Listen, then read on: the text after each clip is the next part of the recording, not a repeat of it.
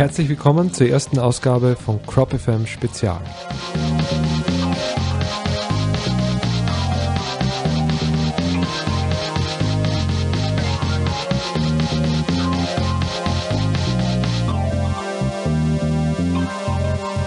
Im Rahmen dieser neuen Schiene auf CROPfm wird es ab jetzt immer wieder Mitschnitte, Interviews und Beiträge über interessante Menschen und Ereignisse geben, die im Fischauge der sogenannten Massenmedien keinen Platz finden. Anders als die regulären Sendungen werden die Ausgaben von CROPfm Spezial ausschließlich vorproduzierte Beiträge sein, die nur online bzw. als Podcast erscheinen.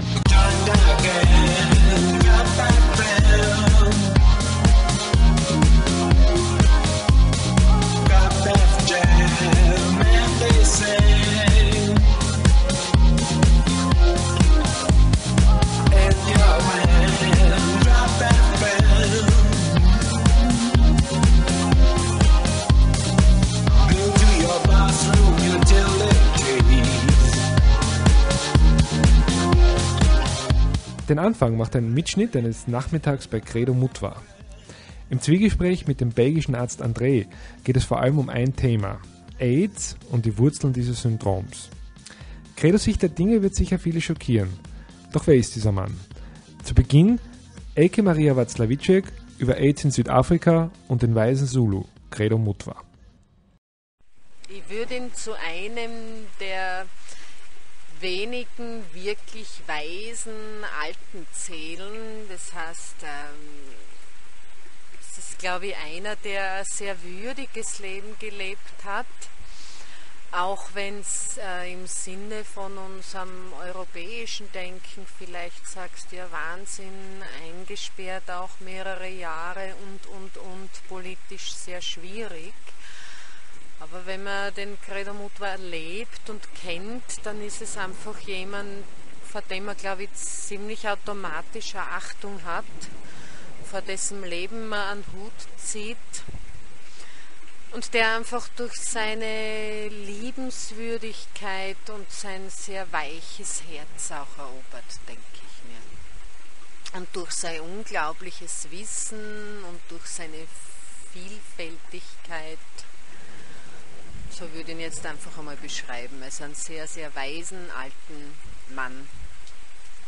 Es gibt natürlich auf der Website auch einige andere Clips von Credo von diesem Nachmittag.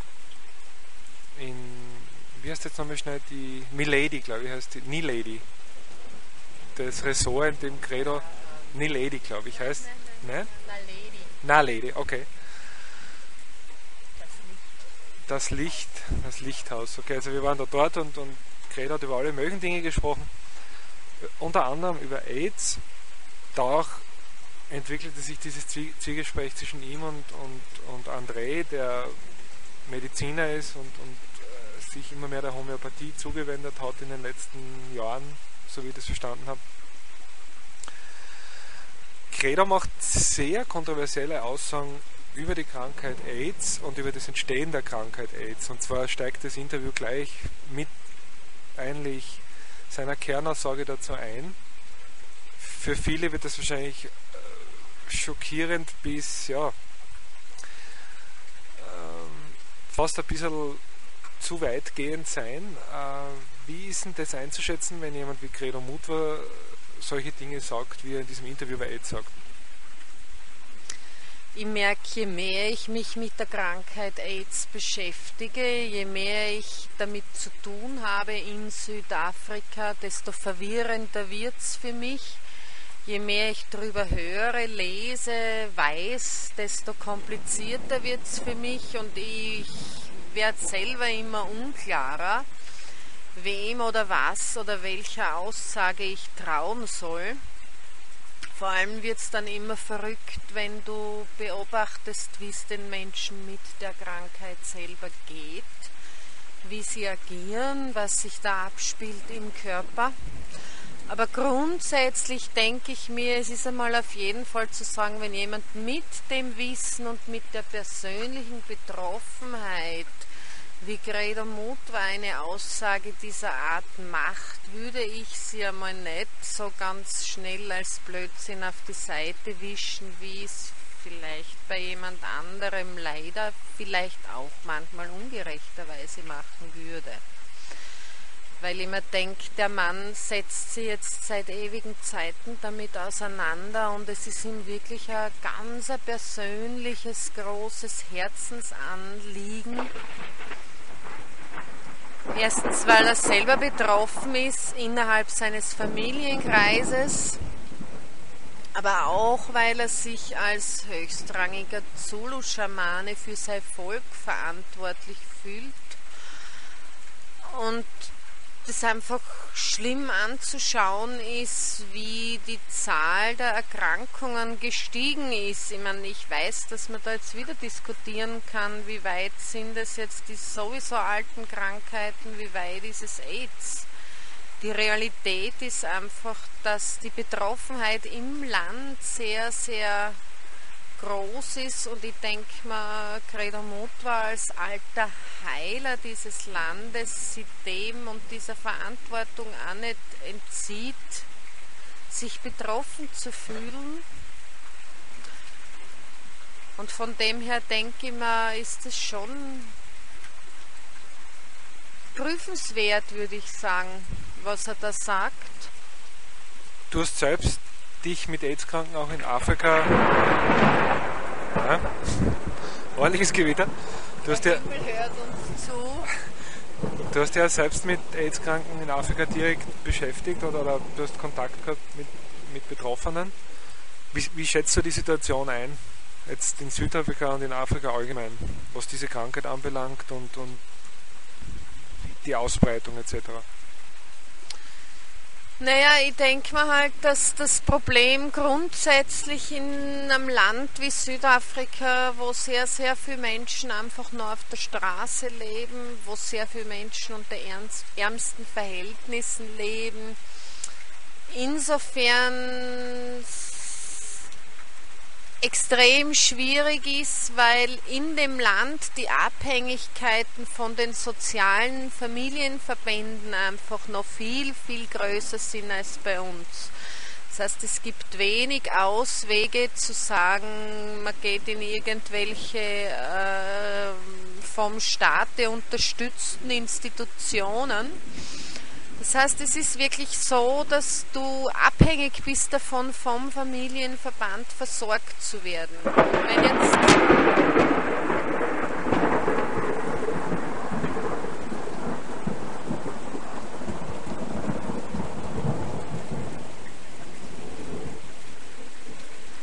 und wenn es jetzt einfach so ist, dass eine Krankheit und ich weiß, dass ich mich da jetzt auf schwierige Wege begebe, wenn ich AIDS als Krankheit überhaupt bezeichne, weil es da einfach ganz kontroversielle Aussagen gibt und Diskussionen gibt.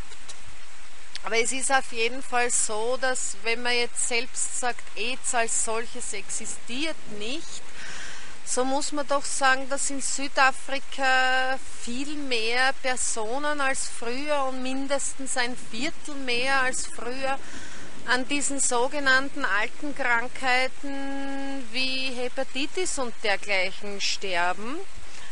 Und das wird zumindest, sage ich jetzt, nach wie vor als HIV oder AIDS bezeichnet dort und das löst natürlich in der Bevölkerung etwas aus.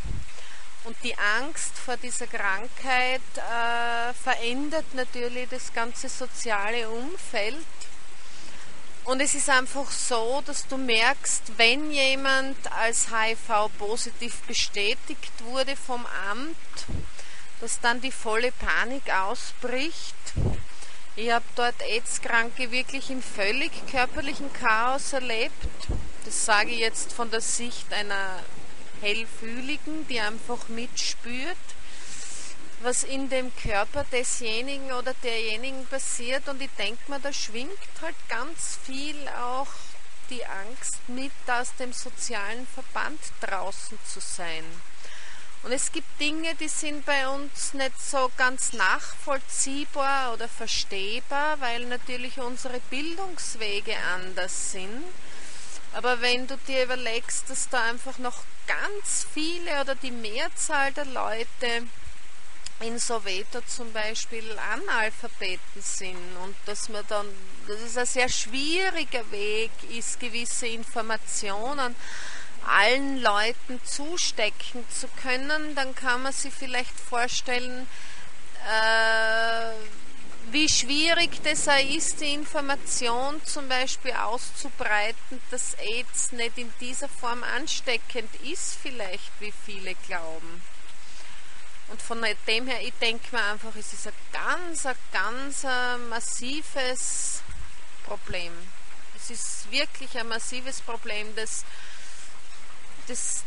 mich nach wie vor sehr, sehr betroffen macht und ja, es ist unvorstellbar bei uns. Unvorstellbar bei uns, was das wirklich bedeutet, HIV-positiv in Südafrika zu sein. Und gleichzeitig unvorstellbar, dass, wenn man denkt, jeder Vierte, das heißt, es gibt eigentlich keine Familie, die nicht davon betroffen ist. Und ich glaube, es ist sehr schwierig, da zu sagen, wir schließen die Augen davor, das hat mit uns nichts zu tun oder das ist weit weg oder wie auch immer, weil ich mir denke, so einfach spürt es nicht. Die Dinge sind viel näher, als wir glauben.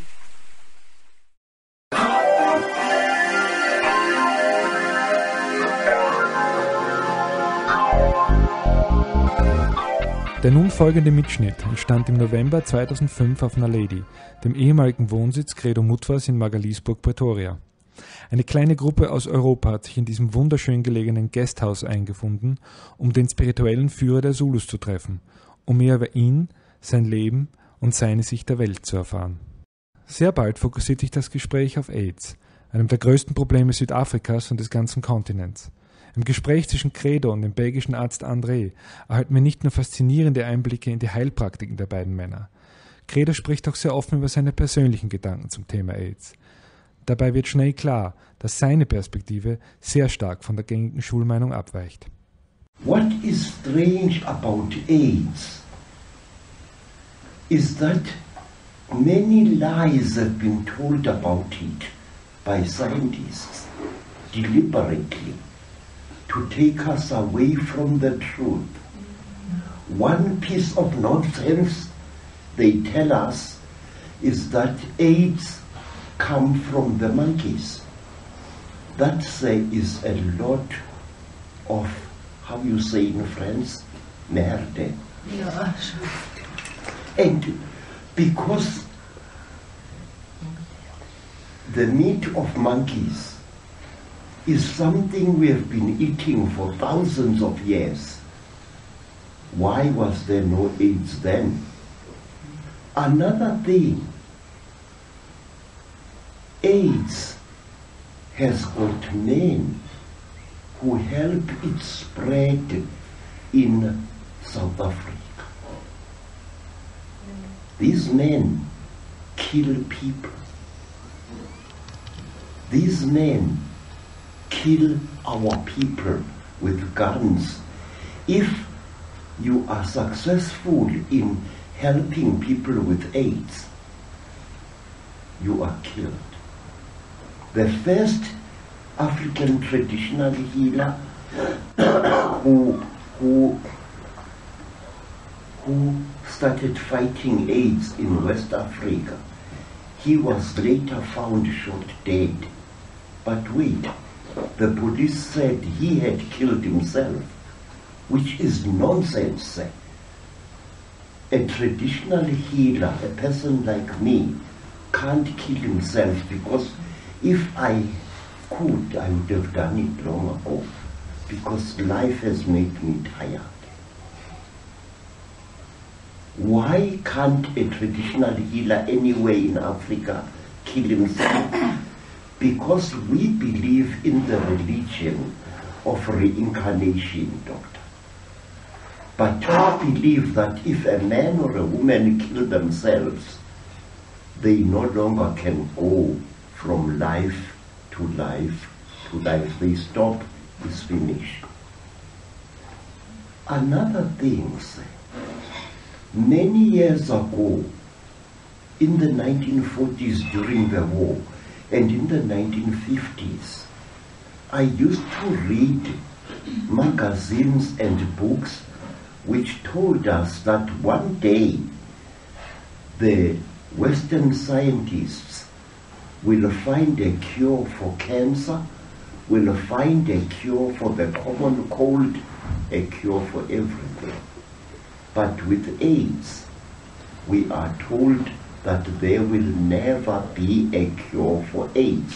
And we, men like me and women like Virginia, we ask ourselves, how do these white people know that there will never be a cure for AIDS? And we come to one conclusion, Doctor. They know something about AIDS that we don't, because they made AIDS. AIDS is not a God-made disease, Doctor. It's not like tuberculosis.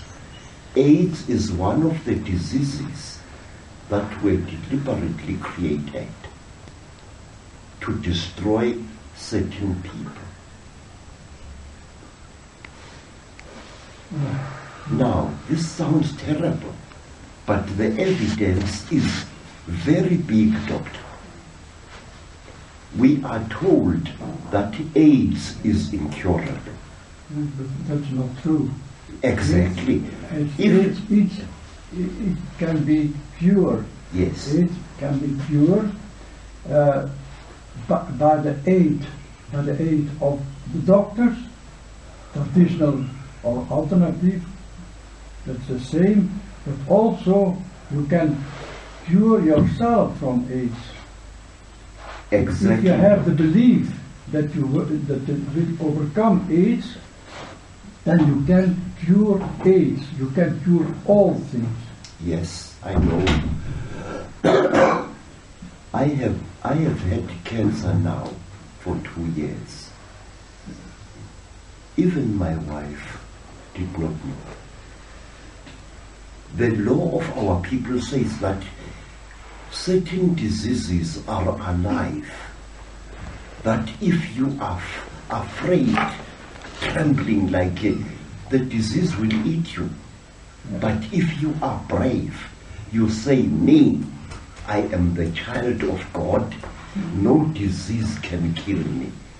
But with AIDS, Doctor, people who have got AIDS have been given a thought that they are deity, that they are incurable, that, and they hate themselves.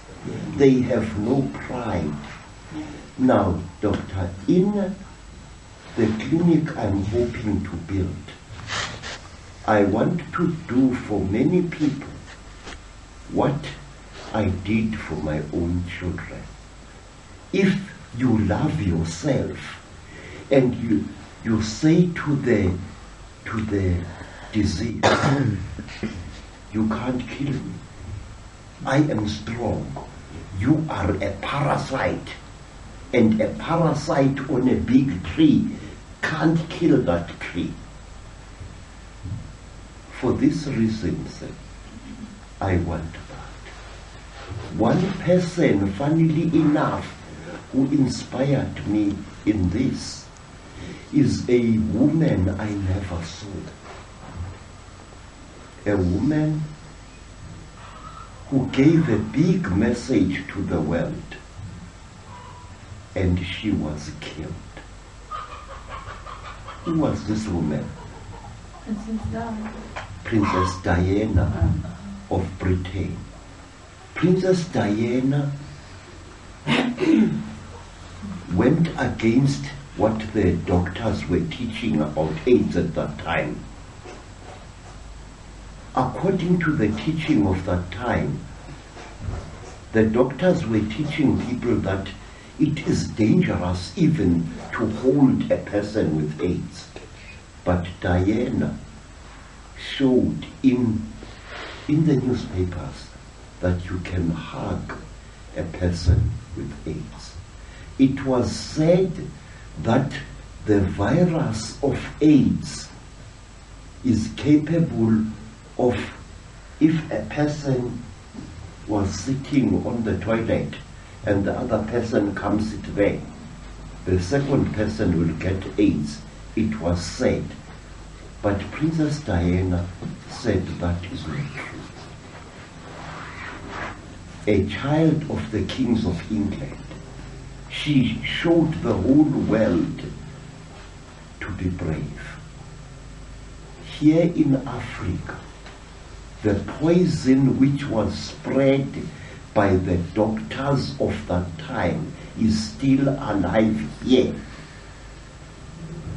If a person comes to his friends and say, my friends, I think I got AIDS, you know what the friends do even now? No, man, they take stones and they kill that person dead. It's happened hundreds of times. Not so long ago, a great black woman was killed in Durban. She was Gugu, her name. Her surname was Dube, D-U-B-E. She was the grandchild of one of the men who founded the African National Congress, John Dube. John Dube escaped to America many years ago, and there he studied in America.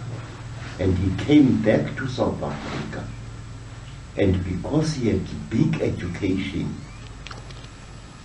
the government locked him up. For 8 months he was locked up in jail for nothing, because he was thought to be very dangerous. John Dube, he came out of jail and he did a number of great things. One, he built a school in Natal. 2, he established the first newspaper in Natal. 3, he did many things together with other men and women. Round about 1907, thereabouts, John Dube established the ANC, which at that time was called the South African Native National Congress. And in 1936, John Dube told me and other young men, we were wanting to fight the government. We were going to make guns with gunpowder and pipes and to fight. Dube said, no, don't. But we said, Father, this is wrong. He said, yes, it is wrong, but fighting will not get you anywhere. We said, why? You know what had happened? All these farms, all the farms here and in other parts of South Africa originally belonged to black women. This is what you are not told in history. The first people to buy farms in South Africa were black women.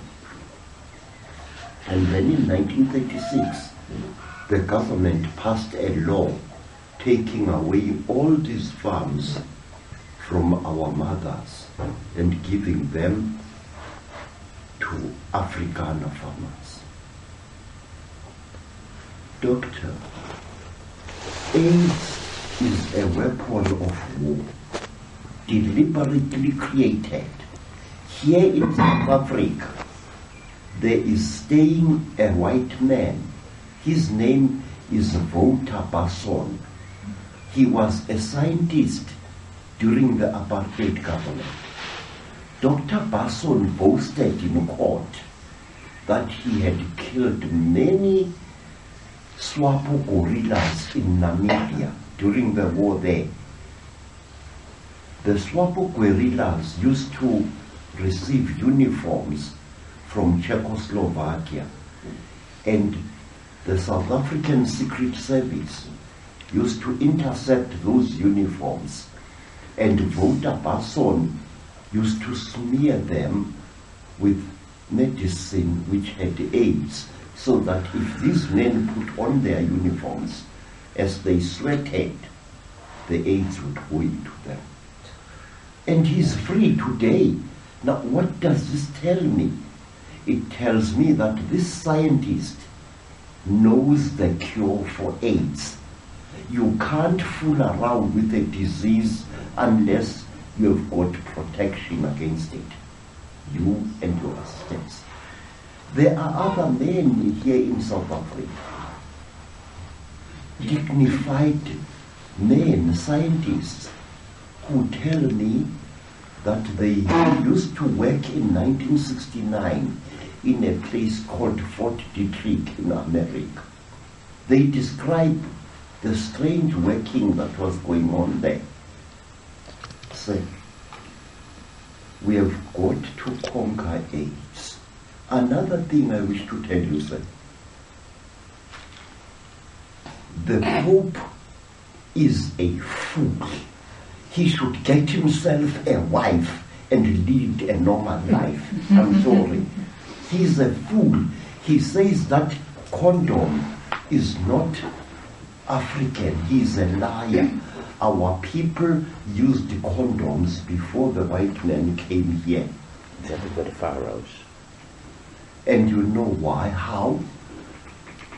You see, our chiefs had many wives, and these wives were free. They were not prisoners of the chief.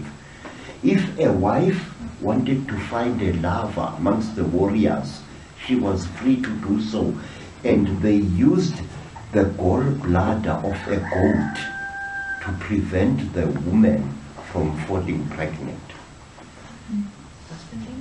I could tell you more. And condoms were used in the days of the Stone Age. You see them painted on cave paintings inside caves here in South Africa. I don't know why the Pope is saying such crap.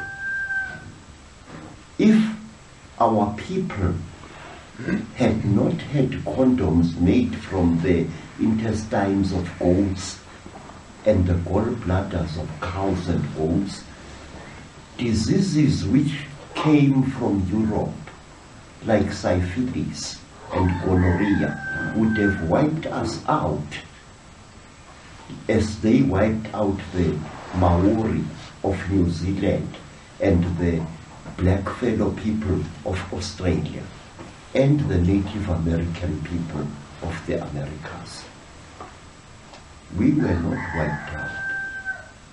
In fact, our kings could put 25,000 warriors on the battlefield within one day. So, the reason why I want to build a place, a hospital, is because if we don't stop AIDS, and we can, we don't need money, sir. Look, I can tell you many things that have happened to me already. There are medicines which can help with AIDS. What is so funny is that AIDS doesn't respond to European medicine, but it responds to African herbal medicine. There are plants which we grow, which I wanted to grow here, to train our people which plants to use against this terrible sickness. But the people who owned this farm, who are in England, said, no, don't do it. I tried to build a clinic there amongst those trees. You can still see the foundation. They said to me, no. I asked myself, why? Why? If you treat people of a disease like AIDS, you must not charge them money, you must treat them free. As my aunt she had the big disease in 1918. I was stopped, and when people from England bought me a farm not far from here, where I wanted to plant this medicine, to build this clinic quickly, that farm was taken away by the lawyer of the people of this farm. I can tell you more. Doctor, we have got to fight AIDS quickly. Yes, please. But Please. what you have to do before, European medicine is helping also black people. Herbal medicine is also helping black people. But the first thing that you have to do is to change your beliefs in AIDS. Your belief that you go to die from AIDS. Your belief that you go to be very sick from AIDS. Yes, That sir. you have to do it psychologic. The things that Change the belief of your people, and then you have the half less AIDS. say, I did that to my own children. But they believe also the doctors that there's only one thing. That's one thing that you have to believe. That is, you have to believe in yourself, in your body. Your body knows exactly what you must do. Your body knows it exactly. There's no doctor. There's never a doctor who has cured or healed one person. No doctor does that. You does it yourself. Yes, sir. No doctor does it. Your I body know. knows what to do. I know.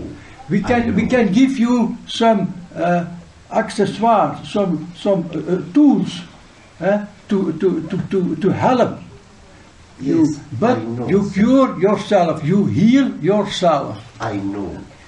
That is why I want to build this hospital, sir. I know all that. I will tell you why. Sir, in Africa, we believe that you are your own inyanga. You are your own shaman. Yes. That no death can kill you unless you want to do it. And another thing, the trouble with AIDS is that, look, Virginia, how long was I married to Cecilia? 42. I had a wife for 42 years. My wife was fighting AIDS. She fought AIDS for children. She believed that our government should allow good black women to adopt AIDS orphans, because that is what our people did in the 1920s. If a woman died of gonorrhea and she left a child, the Sangoma used to adopt this child and bring him or her up. You know what happened to my wife, sir? My wife was mysteriously killed. Cecilia, the mother of my 7 children, she was mysteriously killed in a hospital in Mafikeng. A needle about this long, a stainless steel needle, was put into her womb, and she died a terrible death. Listen again. My sister Mary, a strong Catholic woman, she too was murdered because she was protesting about what you just said, that the Pope says that condoms are anti-Christian. And my sister said, no, Christian Catholics were using condoms in the 1920s. How could they be immoral? And my sister went to Natal to visit my aunt, who had given us the secret of fighting AIDS. My aunt Mina, Mary went to visit Mina to consult with her about this big problem. We received a message that my sister had died in a car accident where the car rolled down the mountain, but there was no car found. My sister's body was found lying on the side of the road, and she was holding her granddaughter. The granddaughter, 6 years, was alive, and she showed signs that she had been tortured with cigarette fire. Now, my Aunt Mina, who in 1936 made me wear these holy things, my Aunt Mina was called out of her kraal by white men in Zulu land, and she was taken into the bush and hacked to death. 3 important people in my life: my wife, my sister, my aunt, and now recently doctors in a hospital here in South Africa told Virginia nonsense that she had a blockage of the heart. Now, I knew that Virginia is a Bushman by blood, and Bushman people don't get that kind of disease. I also knew that if I allowed Virginia to go to that hospital for operation, I would lose a second wife. I said no. We went by luck to a doctor in Johannesburg. He is from Israel. His name is Dr. Moshe Dayani. He's a very funny doctor. He uses natural medicines, very natural medicine.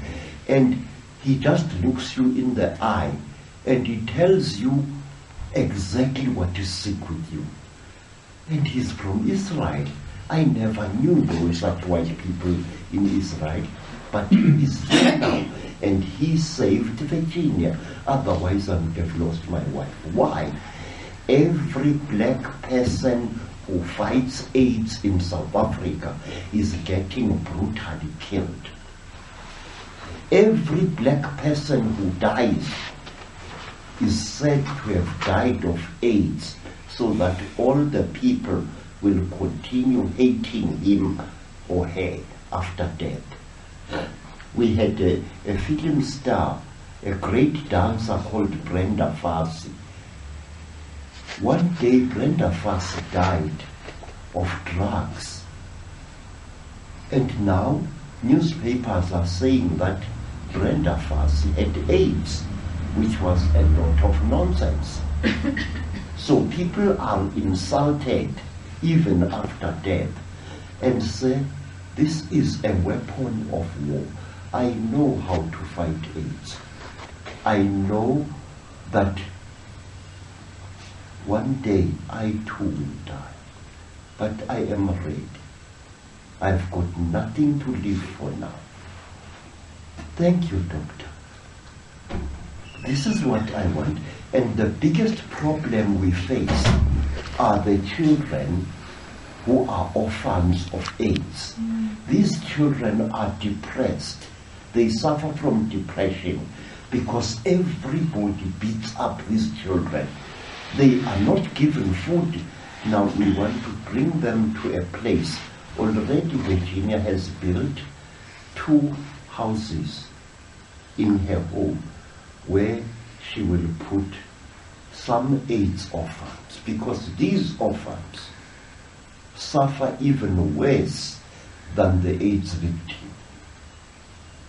The child is always called child of a prostitute, child of a dirty woman, child of a dirty man, and the child grows up hating himself. This is the job we are trying to do, sir. I know we are going to fail, but we will try. I know we are going to fail because the powers behind us are terrible. And people tell me a lot of rubbish. They tell me it is the pharmaceutical people who are behind this nonsense. No, it is the United States government and the British government, and I will tell them to their faces. They are killing us because killing people was something that was suggested many years ago by Bertrand Russell, who said that the British Empire should destroy the lower people, meaning us, with war, with hunger, and with disease. And this is happening right now. There you are, Doctor. We are facing a war which is funny. The enemy shoots at you and kills your people, but you can't shoot back at them. And Bush thinks that he's fighting terrorism while he is creating it. What does he think people like me, who have helped their children die, how does it feel like to look in the eyes of your child and you know why your child is dying? I fought for 2 years to save my daughter. I told my daughter she was a Zulu, a descendant of Shaka. She had the blood of Zulu kings in her, and she can't allow AIDS to kill her.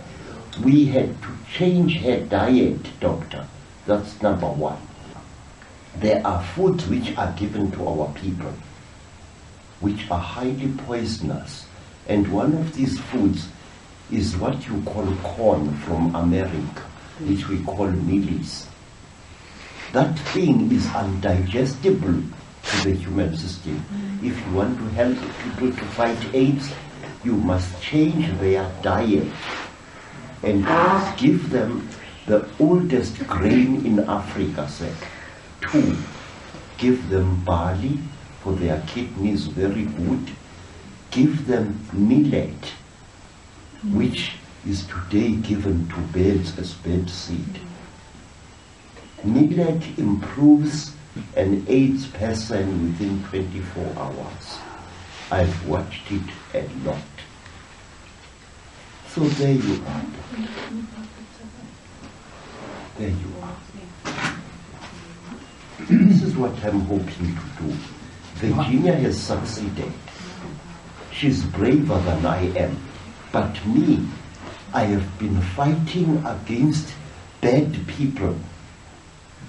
People, for example, who, when I write books, they take all the money from those books, and this breaks my spirit. But I must go on. There you are, honorables. All of you. I wish to say this, please. You are all warriors for the truth. When one century comes in and another century goes away, there happens something very important everywhere in the world.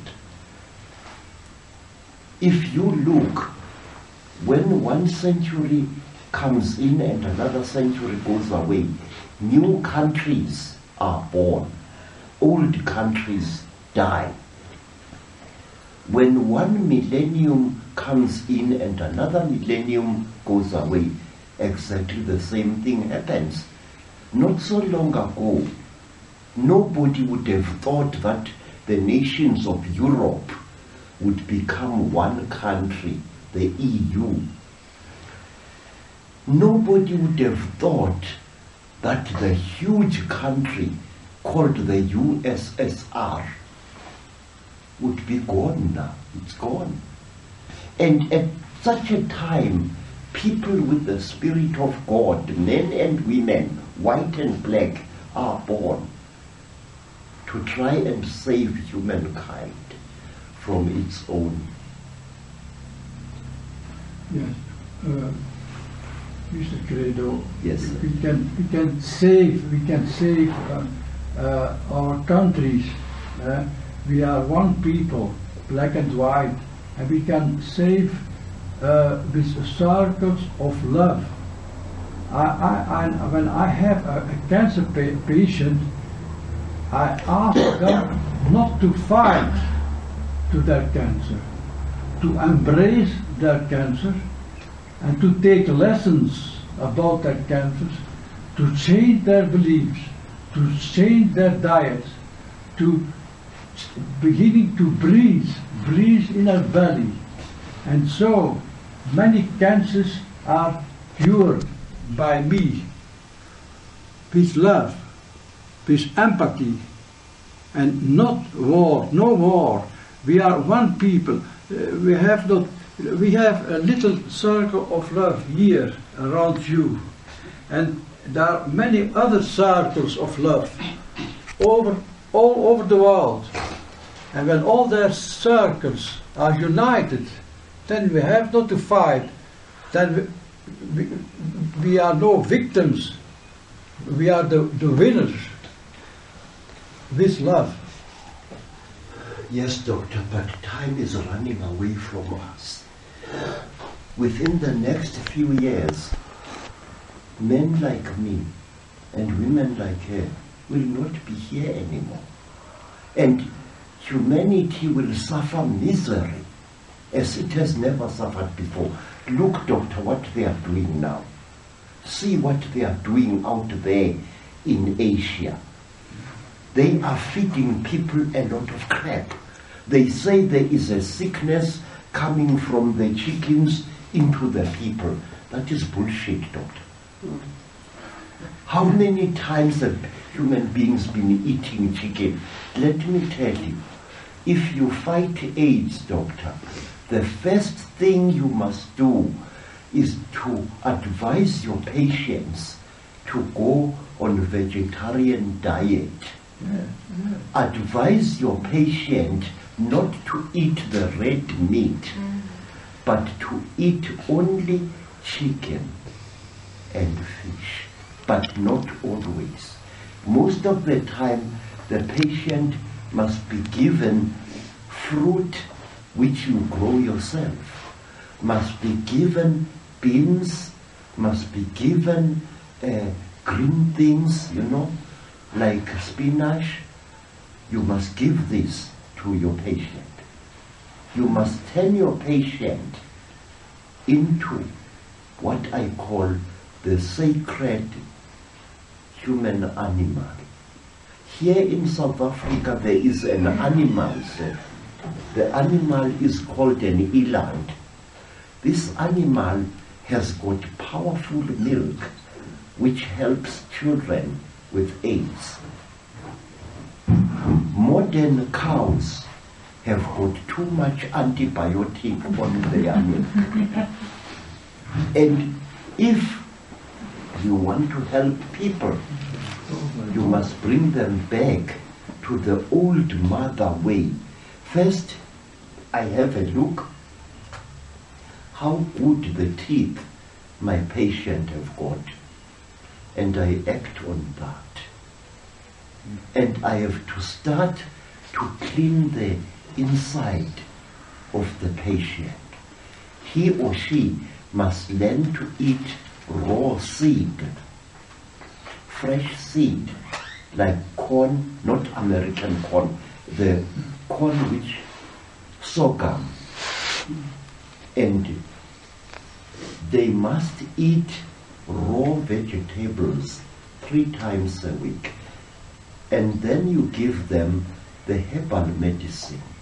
And the response is very powerful. But doctor, you must never give your patient medicine any time of the day. No, it doesn't work. In Africa, you must find out when in the day or the night your patient was born. And during that time, when the life force of this patient is strong in her, give her the medicine, and you will see something very funny. It's a big war, it's a big battle, and in the hospital which I wish to build, we must have books written for the patients to read themselves. Yes, Make your patient your friend, not your patient. In Africa we say the doctor must not be here and the patient must be here. But these two must be like this. Then the patient is comrade. Right. That's my philosophy. Yes. I give workshops on it, I teach it. That is my philosophy, what you are saying now. I spread it in Europe, in Belgium to begin. But it's my philosophy. You are absolutely right that doctor and patient are on the same level. Yeah. That's so. And that I give no antibiotics, no cortisone.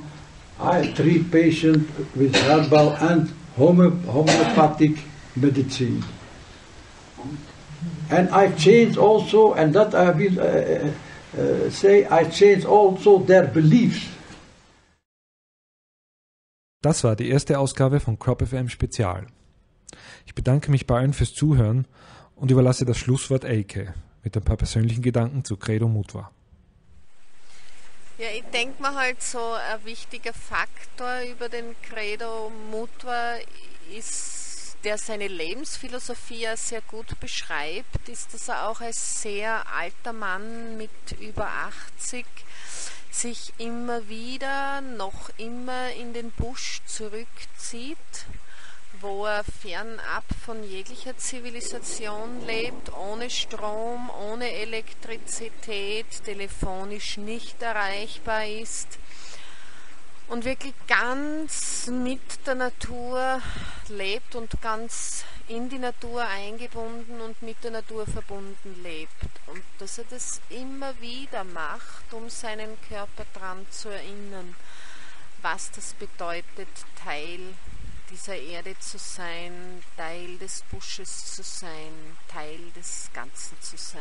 Und ich denke mir, das ist zum Beispiel etwas, was ich nach wie vor sehr beachtlich finde, dass das jemand macht, nicht weil er muss, weil es notwendig ist, weil er keine anderen Möglichkeiten hat, sondern Credo hat alle Möglichkeiten, kann alle Möglichkeiten der modernen Zivilisation nutzen und findet es für sich trotzdem erstrebenswert, immer wieder zurückzugehen auf die Basis. Und ich denke mir, das beschreibt ihn sehr schön und sehr gut. Und es ist ein wichtiger Teil für mich, wenn ich so an ihn denke.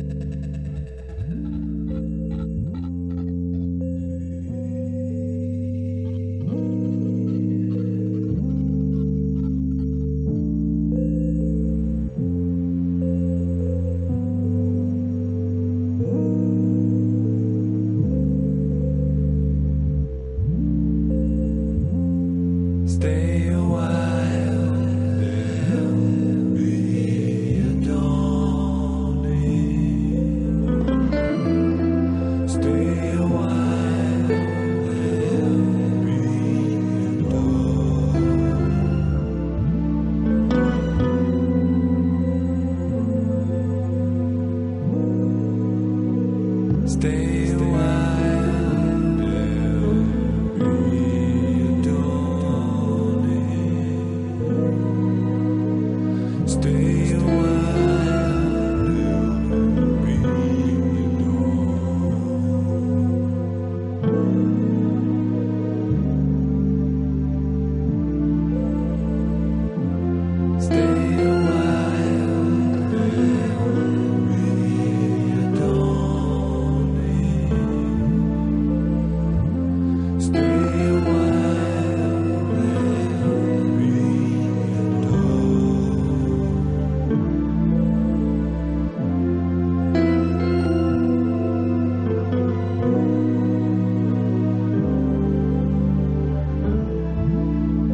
Stay a while,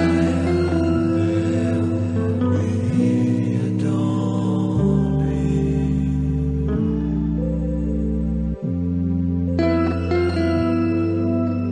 Stay a